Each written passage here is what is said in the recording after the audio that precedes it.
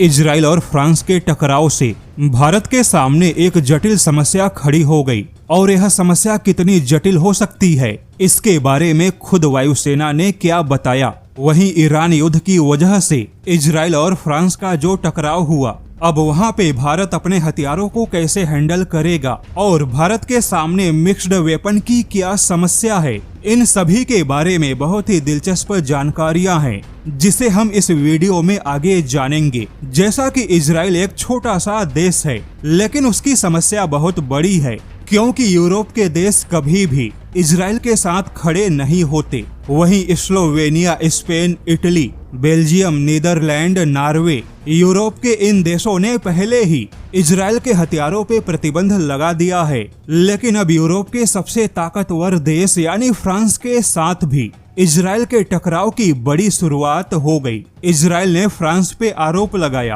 कि ईरान के साथ युद्ध के दौरान फ्रांस उसके साथ में दुश्मनों जैसा व्यवहार कर रहा है। वहीं फ्रांस ने इजराइल के हथियारों की सप्लाई में बाधा डाली, जिसके बाद इजराइल ने फ्रांस के साथ में सभी प्रकार के रक्षा संबंधों को रोकने का ऐलान किया। लेकिन अभी इजराइल ने केवल रक्षा संबंधों को रोका है, जबकि इजराइल का अगला कदम कठोर प्रतिबंधों को लगाना होगा। ऐसे में इजराइल और फ्रांस के इस टकराव से भारत के मिश्रित हथियारों के सामने समस्या खड़ी हो गई। जैसा कि आपको पता होगा, भारत वह देश है जिसके पास इजराइल और फ्रांस दोनों के हथियार मौजूद हैं, लेकिन इजराइल और फ्रांस का एक दूसरे के हथियारों पे प्रतिबंधों वाले टकराव ने भारत के सामने मिक्स्ड कंपोनेंट की समस्या खड़ी कर दी, जिसे लेकर खुद वायुसेना ने आगाह किया कि भारत के सामने ऐसे टकराव से काफी समस्या होगी, क्योंकि अगर इजराइल और फ्रांस ने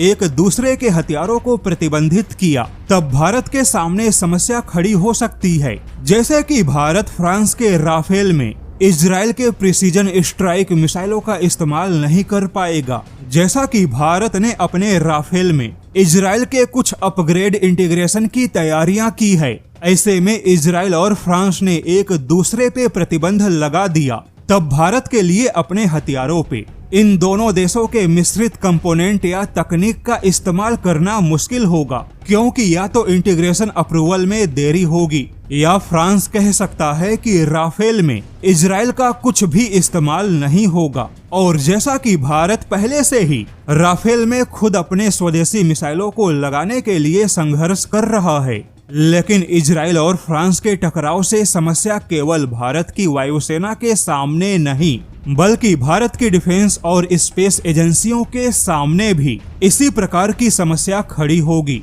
भारत की वह तमाम प्राइवेट और स्पेस डिफेंस कंपनियां जो अपने हथियारों के उत्पादन में, विशेष तौर पे ड्रोन हथियारों में, इजराइल और फ्रांस के सेंसर, चिप या नैनो कंपोनेंट का इस्तेमाल करती हैं, यानी ड्रोन या बाकी हथियारों को बनाने में ऐसी तमाम चीजें हैं जो कि भारत की प्राइवेट कंपनियां इजराइल और फ्रांस से मंगाती हैं। ऐसे में अब भारत की प्राइवेट कंपनियों के सामने इनके इंटीग्रेशन में दिक्कत होगी। ऐसे में खुद वायुसेना के जानकारों ने आगाह किया है कि इजराइल और फ्रांस के टकराव से भारत के सरकारी डिफेंस प्लेटफॉर्म से ज्यादा भारत के जो प्राइवेट स्पेस और डिफेंस प्लेटफॉर्म मौजूद हैं, उनके सामने बड़ी समस्या खड़ी हो सकती है।